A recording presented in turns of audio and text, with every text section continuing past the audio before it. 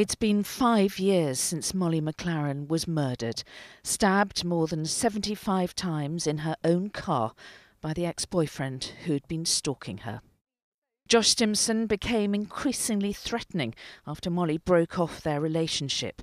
When he turned up at her gym that day, in alarm, Molly texted her mum to ask her what she should do. I just said, look, don't converse with him, don't talk to him, just leave everything and come home. Which actually was the worst thing I probably could have said to her, but she thought she'd be safe just getting into her car. To begin with, we were both really strong and there for each other. But now Doug seems to be on his own and doesn't let anyone in. It's just bad memories, and the more you think about it, the more you hate it. She would want us to try and be happy together for the rest of our lives, but we're finding that really tough. The only time I go out is now. I will go to the supermarket once a week or once every 2 weeks. People have said, let's go for a walk around the village. I can't do that. I find it hard to, I suppose, go to places that I went with Molly, because although I love the memories, I don't need to physically go there to have the memories.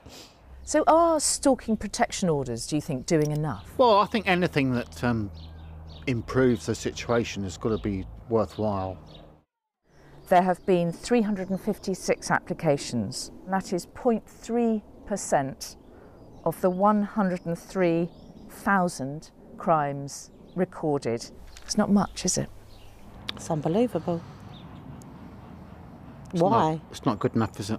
No. Why only that few?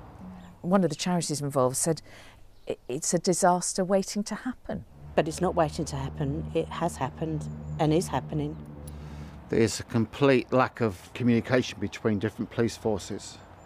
If man or woman goes to the police frightened about someone, even though that person might not be arrested, but there should be a notes, there should be a database with their name on it. Had there been one then with his name on it for things he did up in Staffordshire, then when Molly went to the police, they would have seen his name. You're wearing the T-shirts. Tell me about Molly Fest and the Molly McLaren Foundation. It's basically music, food, drink, people getting together. At Molly's wake, it was so lovely having all family and friends together, and a few of her friends said, wouldn't it be lovely to do this once a year? And that's where we got the idea from. Let's have a Molly Fest, because Molly loved festivals. We formed the foundation after Molly died. Molly had suffered with bulimia, but she'd largely overcome it.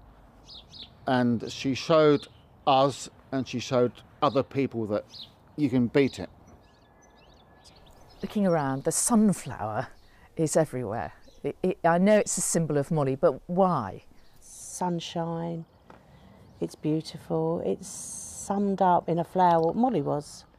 Do you feel that the victim isn't given priority in our legal system? The perpetrators seem to get a better deal. He's going to be looked after for all the time he's in there.